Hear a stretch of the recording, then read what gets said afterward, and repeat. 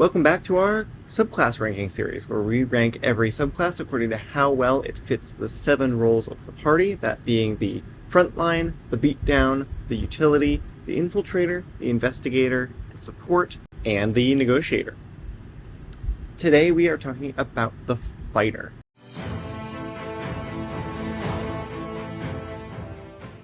I'm very excited for this breakdown, so let's get started with our Arcane Archer. So the Arcane Archer obviously has features that are very well oriented towards ranged damage. Third level, we're going to get Archer's Lore, which gives a little bit of spellcasting, some cantrips, and then we are going to get our main feature, which is our Arcane Shots. This is going to let you choose from a list of features. I will scroll them here. I won't go through all of them.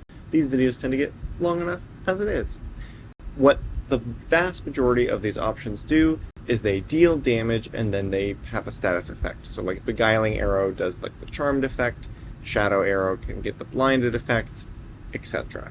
So you get a little bit of utility and a little bit of extra damage.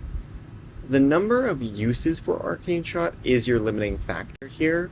It's very, very restrictive. So this is sort of a use once per combat, which if you're adding 2d6 damage once per combat, that's really not going to help anything. Similarly, like a single status effect being placed on target, good utility, but it's not going to be great utility. So it's hard to give this too many points. In certain extreme examples, like the Entangling Arrow, I made my first ever build was the Longbow Archer, which you use the Arcane Archer, and I talked about how the Entangling Arrow, if someone continuously walks with this, like these grasping thorns on you, will actually rack up to quite a lot of damage. Not really the general case here. The 7th level feature allows you to choose an additional Arcane Shot option, so all the same benefits and limitations apply, but now we have more options. And then we get Curving Shot, which I actually like a lot, which essentially allows us to, if we miss with an attack roll, make that attack roll on another target that's nearby. Very, very cool, and gonna generally increase the reliability of our damage, right? The thing that extra attack has over advantage is that sometimes you hit both, and you deal that double damage. This is going to increase the percentage of that quadrant of possibilities. 10th level is just another Arcane Shot option. 15th level is actually going to be our last real feature that we grab, which is going to be that we get an extra use of our Arcane Shot if we roll initiative and don't have one. So it's kind of this recharge effect. And then at 18th level, yet another Arcane Shot option. Some of our features, these Arcane Shots, have increased their damage by this point, but it's not a significant increase in damage. The primary issue with getting additional options from our Arcane Shot list is that we chose the ones that we wanted early on. We are getting some more uses of Arcane Shot, but the options that we're selecting probably are declining in quality rather than increasing. So that makes these very bad late game features to get. I do tend to weight the earlier levels better, so digging into the Arcane Shots, it looks like if we're going for damage, we can reliably get 4d6 damage from one of the Arcane Shot options. The options presented here lend themselves to decent beatdown potential, not substantially greater than what the fighter was already capable of. We are going to increase that utility, and we do have to decrease our frontline potential, right? Fighters make great frontliners, but this class is going to be using ranged weapons. You're going to have incentive to be at range, and as we all know, you have disadvantage within 5 feet of you for ranged weapons, so it actually makes it harder to build a frontline fighter that does this well. So we're going to knock that down, knock utility up, everything else stays the same. Oh man, the Battlemaster fighter. Of course, this is going to be, that most beloved of subclasses for the fighter. You're going to get some combat maneuvers, which you select a couple of different options here at 3rd level, and then you're going to be able to apply these to attacks. Typically, they're going to do something interesting, like distracting an opponent, getting advantage on the next attack, or tripping them, which knocks them prone, and then also adds the damage to the die roll to the damage for the attack. There are some damage-focused options. Things like precision attack, for instance, is going to primarily increase the consistency of your damage, right? So you could take it in that direction. But there are other things like rally that are more support-focused, and obviously the utility of having kind of a little toolkit like this can't be overstated. What I do want to focus on here, however, is that there are maneuvers specifically directed at frontlining that actually make this a fantastic frontline fighter, right? You can do things like goading attack, focuses fire on you, and also just generally having your maneuvers like the bait and switch option, right, in order to maneuver yourself into place to be the focus of enemy fire. The superiority die does scale, which is really nice. And then we get additional maneuvers at level 7, along with Know Your Enemy, which is going to give you some like metagame information about opponents that you train your gaze on.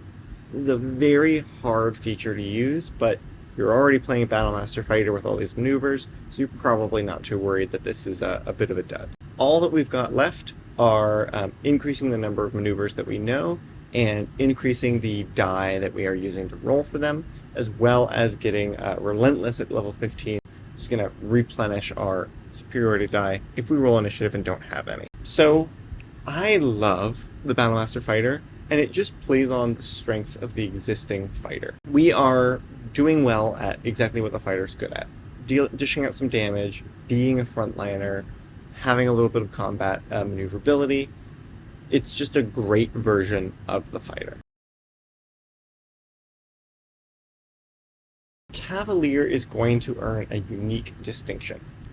The Cavalier has some abilities oriented at horseback riding or mount riding. We've got Born in the Saddle, which is going to increase the reliability of you staying on that mount. We're going to have bonus proficiencies, which is nice. And then we are getting Unwavering Mark. And this is the thing that is so rare in the game to see.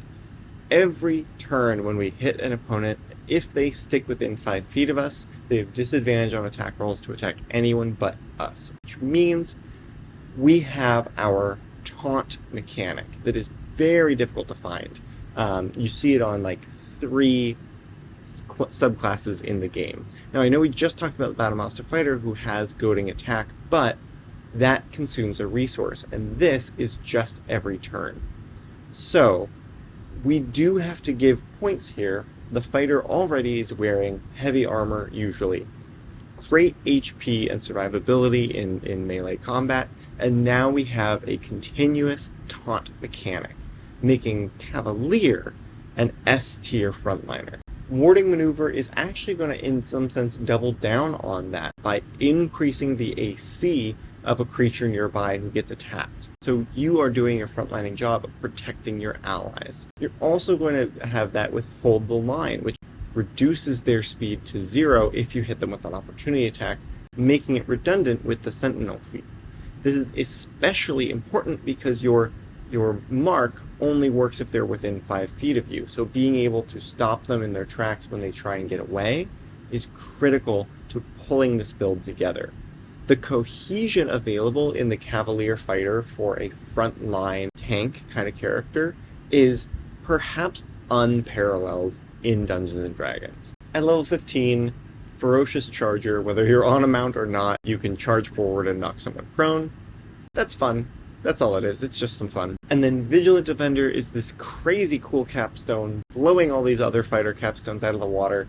You get a special reaction you can take once on every creature's turn except for your own. So you're taking way more reactions, depending on how many party members and bad guys there are, right? Which you just use to make an opportunity attack. But essentially, unlimited opportunity attacks, your opportunity attacks have that Sentinel, like, reducing someone's speed to 0 effect, so you can hold a bunch of bad guys to you all at once. Really, really incredible frontline class. Absolutely amazing. I love that, this is what it takes to be an S, right? All your subclass features are working together. They're targeted at exactly the core of what that role needs to do. Beautiful work. The champion fighter gets improved critical at 3rd level, which is going to double their crit chance, essentially, right, from 5% to 10%. Obviously, if they've got advantage, that's going to get even higher. Essentially, just kind of a passive damage boost. We've also got Remarkable Athlete, giving us proficiency in Strength, Dexterity, or Constitution checks that don't already use your proficiency bonus. At 10th level, we're getting an additional fighting style, increasing the kind of the customizability of this class. The issue is, typically speaking, fighting styles are oriented at different weapon setups, so having multiple fighting styles usually is going to mean switching between different weapons, or more practically, grabbing the fighting style that you want, and then defense. So, not necessarily that helpful to keep stacking fighting styles. At 15, we're going to get Superior Critical, making the critical hit from 18 to 20. That's 15% instead of a 5%. And then obviously, if you do manage to get advantage, that's going to be even higher than that. So your champion fighter is very consistently critting. This kind of lends itself to like a crit fisher damage dealing subclass. And when we look at Survivor at 18th level, it's just a survivability feature, right? You've got like a regeneration rate. Not a great frontliner, and in my experience, crit fishing builds, while they are very fun, actually in the long run aren't doing substantially more damage than just throwing together, some non-crit based abilities and going out there and getting your attacks in. So I actually don't think that the champion fighter is particularly good at any given role. It's not a better frontliner. It's not that much better of a beatdown. So, champions, what are you going to do? Oh boy. Alright, let's talk about the Echo Knight fighter. Echo Knights have been a bit of an Achilles heel for me as a DM. I think that they are worded in such a way as to allow shenanigans almost on purpose, which I don't love. Our main feature for the class is obviously the Manifest Echo, which is going to create like an additional image, and it has its own AC, it's got 1 hit point, immunity to all conditions, uses your stats for the saving throw. The big thing, of course, is that you can swap places with your Echo as a bonus action, so you can kind of like teleport. When you create your Echo, it goes anywhere you choose within 15 feet of you, and then it's got 30 feet on your turn that you can move it, and that movement, it does not seem to be restricted, so it can go in kind of any direction that it wants to, and then you can teleport and swap places with it. So lots of maneuverability. Maneuverability is not necessarily a huge boost to any one role, including utility. However, I do think that the teleporting nature of some of your options here and the kind of unrestricted access on movement does mean there are a lot of kind of environmental hazards or battlefield conditions that you can sort of circumnavigate with an Echo Knight fighter. I've learned just not to underappreciate this, so we are going to boost utility just from the kind of interplay of these features. The other thing we're going to get is Unleash Incarnation, which allows you to make an additional attack whenever you take the attack action a number of times equal to your Constitution modifier. So this is not often, but sometimes giving you extra attacks on your turn, which is great to pair with things like the Great Weapon Master feat or Barbarian dip or whatever you're going to have, right? Extra attacks are good, and this helps you deal more damage more often. The Echo Avatar ability at 7th level takes a right turn into our Investigator. Obviously, the Echo was always a great option for kind of marching into a dangerous area to see if there are traps, and then if it is killed, that's your Echo. It didn't cost anything. It's not limited, right? You just bonus action summon another Echo. So you can send Echoes out into situations, move them around, and see if they trigger traps or alert enemies or whatever you need to do. So it's a great continuous source of guinea pigs. But now, with Echo Avatar, you can see through your Echo, you kind of gain their senses, and you can do that whole find familiar thing where you scout out using the Echo. This makes a fantastic Investigator, because you are not putting yourself at danger, but you've got your full anatomy, right? It's an echo of you, and you can go up to 1,000 feet away from yourself now. So you can explore large complexes, go through a building, all sorts of things with this ability. So really getting the information gathering. Now, enemies will still see this and be like, hey, that's a person, shoot that person, or, you know, attack that person. And your echo's not going to have great AC or hit points, but it's no harm, no foul, right? So great information gathering here, very useful feature, going to boost that category. All right, remember when these were drinking videos, right? They were the whole, I was doing the drinking while doing, it's back. We're doing that again. It's a drinking video. Yeah. Shadow Martyr. Shadow Martyr allows your echo to kind of jump in front of an attack and interpose itself, so now the attack is made against your echo instead of the person. Once per short rest, again, your echo is cheap, right? It doesn't cost any resources to keep resummoning echoes, so that's fine. Reducing the damage from one attack in exchange for probably killing the echo is, you know, it's not great, but sure. I mean, it's kind of a frontline feature when you think about it. Reclaim Potential is going to allow you, when your echo is destroyed through damage, so you, not when you dismiss it, but when it's like killed, gain temporary hit points equal to 2d6 plus your Constitution modifier. Your Constitution is probably pretty high because you wanted to max out Manifest Echo as much as possible, so this is probably, on average, around 11 temporary hit points, which is pretty good. I think temporary hit points generally come in like 4s and 5s and 6s, and having 11 as a big chunk is nice. Also, because of the Shadow Martyr ability, you're getting this like all the time, so that's pretty great. And then Legion of One, of course, allowing you to create 2 echoes, is stupidly broken and overpowered and crazy, but you know, it's at 18th level, so that's what you expect from a class like that. You can see here that actually the Echo Knight has a pretty positive impact on a variety of the roles, right? We've improved Investigation, we've improved our Beatdown, we've even in our own weird little way, like we have a higher Frontline, even though it's not going to rank up, right? Great Utility. There's a lot of across-the-board improvement from the Echo Knight. The Eldritch Knight, our classic intelligence-based fighter caster. Immediately your spell casting is going to improve your utility, right? Because you can grab spells that are going to be able to solve problems. You're going to have things like shields to protect yourself. You're going to have things like Find Familiar to scout things out. It's crazy, but you're at 1/3 casting, so the benefit to each of those areas is somewhat milder. You also have Weapon Bonds, so your weapon always comes back to you. This feels a little bit ribbon, but sure. And then at 7th level, War Magic allows you to use your action to cast a cantrip, and then make an attack as a bonus action. I actually think this is a pretty bad feature, because obviously you have extra attack, so you would be making 2 attacks if you use the attack action.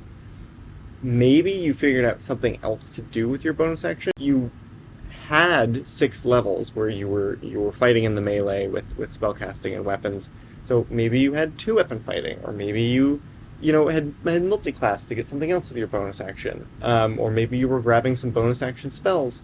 But now it's like you want to be cantripping with your action, which is a waste of your extra attack, and then you get to use up your bonus action on 1 additional attack. It just doesn't feel that rewarding. This should probably have always been replaced with the Blade Singers, like when you use extra attack, you can replace one with a cantrip, but it is what it is. 0 increase to anything, because you could have always, just done 2 attacks, and that would probably be better. Eldritch Strikes is nice. When you hit a creature, you can make it have disadvantage on saving throw against the next spell you cast. If you grabbed a damage spell, potentially that's useful. If you grabbed a damage cantrip, no, that's still not, because you have to do the cantrip first, and then, it's not great, but it is something. At 15th level, you get Arcane Charge, which allows you to teleport when you take when you use your action surge. Neat utility. And finally, Improved War Magic swapped out the word cantrip for spell in your War Magic ability, which probably maybe would have made it okay, if it was back at 7th level, but it's pretty lackluster for 18th level. Alright, it's not 24 hours later, you're 24 hours later. Let's talk about the Psi Warrior. The Psi Warrior's signature feature is at 3rd level you get Psionic Power. Psionic Power is going to give you a certain number of psionic dice that you can use to spend on stuff. What kind of stuff? Protected Field, Psionic Strike, and Telekinetic Movement. Essentially, defense, offense, and utility. Love that. The Protective Field is going to reduce damage, not increase AC, so it's kind of weak compared to Psionic Strike, which is a decent additional damage, but you only get it a certain number of times per long rest, which is tough to manage. Telekinetic Movement is some genuinely amazing utility, but of course, utility being such a wide-ranging category, you need to pack a big punch in order to move up in this category. So, tragically, this is not going to advance any of our major areas yet. Telekinetic Adept is going to add Psi-Powered Leap and Telekinetic Thrust. Your Psionic die is scaling in this period of time, which is great. And I do think that the Telekinetic Thrust is some truly valuable utility beyond the movement that you had available. Guarded Mind is going to give you resistance to psychic damage, if that is going to be a thing in your campaign. And then you also can use a Psionic Energy Eye to end the Charmed or Frightened condition on yourself. Kind of a tough penalty. I kind of wish it was just the ability to end that at will, but there you have it. Bulwark of Force. Bulwark of Force is going to allow you to choose a bunch of creatures and bolster them. So those creatures are going to get half cover from this ability, which is actually really, really nice. It's a very good ability. You can only do this once per long rest, or expend an energy die, which is, of course, what you would want to do it again. So this is actually a great group defensive feature. Telekinetic Master is your capstone feature. It's going to give you the telekinesis spell that you can kind of cast whenever you want to, and you can make attacks with it when you use your action to do stuff. You can make those attacks as a bonus action. This is a bit of a messy feature, but it's very high level, so we'll just kind of ignore it for now. I really want to love the Psi Warrior more. I've seen these abilities come up time and time again at the table, and if you're playing a fighter, it's fun to have these options available. But the issue is the scaling is not that great. You get a few psionic energy die, and they're nice. They're D8s and then D10s and then D12s, but generally speaking, these abilities are too limited to really make you carve out a new role in the party or to advance Frontline or Beatdown any further than just being a fighter already does. Alright, I guess we're talking about the Banneret. This should be quick. Rallying Cry. Actually, pretty good healing for the group, which is nice. Royal Envoy. Skills. That's cool. And then you can use, you can basically get expertise in persuasion, which makes you an okay negotiator. So we'll go ahead and, we'll bump up the Negotiator. There you go. This is your negotiating fighter. Inspiring Surge is going to give your ally an extra attack when you use Action Surge. That's weak overall. Bulwark is actually kind of a little situational because you and an ally both have to have been hit by the same effect and then failed your saving throws. Is good support. Inspiring Surge is going to double the effect of that Action Surge extra attack. So our Banneret is interestingly like the Banneret is targeting the weak points of the fighter, right? The Negotiator role, the support role, and is like specifically targeting these to try and boost them up, which is interesting. I think this is like, if you're looking for movement on my little roles chart, you gotta either like pile on to like shove an A into an S tier, or you can do this and kind of spread out across these weaker roles, which is kind of nice.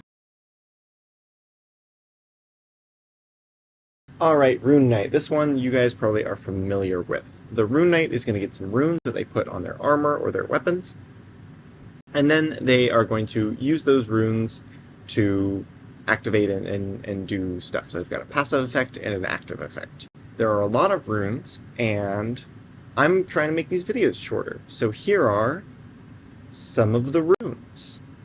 that are going by on your screen. And as you can see, some of them do damage, some of them do utility, a lot of them give you some survivability tools, and then the higher level runes that you're not going to get until 7th level, look at that, those are pretty neat, pretty cool stuff. So, okay, generally speaking, you're going to get those runes, and then you've got another feature, bonus proficiencies, which, sure. And then you have Giant's Might, which is quite interesting. Giant's Might is going to let you become large. You've got advantage on strength checks and strength saving throws, just like a barbarian. And then once per turn, you deal an extra d6 of damage to the target. So a little bit of damage, a little bit of survivability, a little bit of utility, right? We're seeing this sprinkling in there on everything that the fighter already does well. At 7th level, you get Rune Shield, which is going to allow you to force an enemy to reroll an attack roll when they attack your ally. So it's a good frontline feature. And then you get those additional runes. At 10th level, you get more runes, and the power of your Giant's Might goes up to a d8. This damage increase is not very high. And even though you've got some great runes, they're not adding a ton of damage. I'm going to say this is mainly a frontline focused class and has some really mild utility. Master of Runes at 15th level is actually an incredible feature.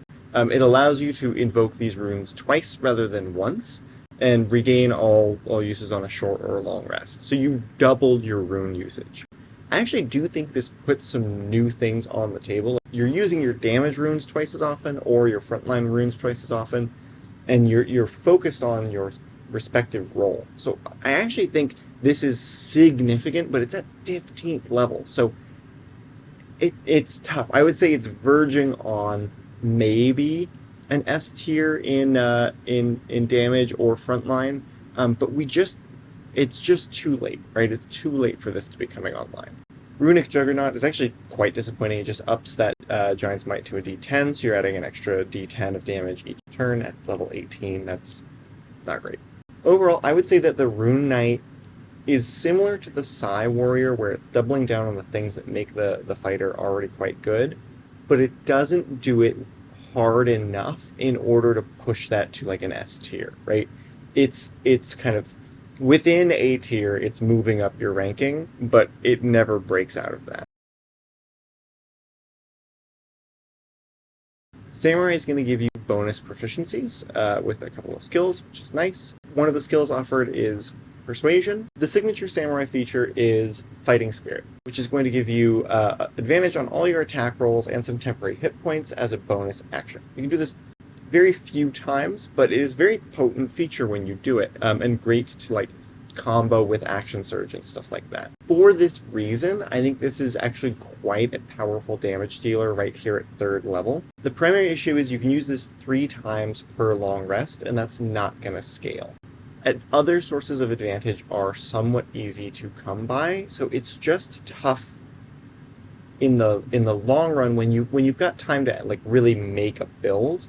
Samurai can be a very potent component to that build, but it is rarely going to be like a sustainable source of high damage, right? This is more of like a burst damage character. Elegant Courier is an interesting left turn. We're going to get a bonus to our charisma checks equal to our wisdom modifier.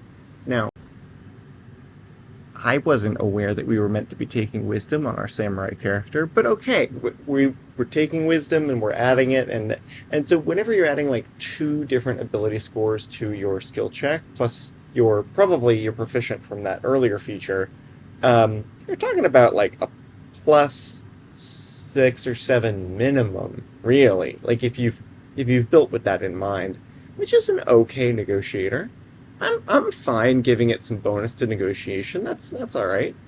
And then you get proficiency with wisdom saving throws, which is great. I mean, you love it. Wisdom saving throws come up pretty often, and having proficiency in it is good.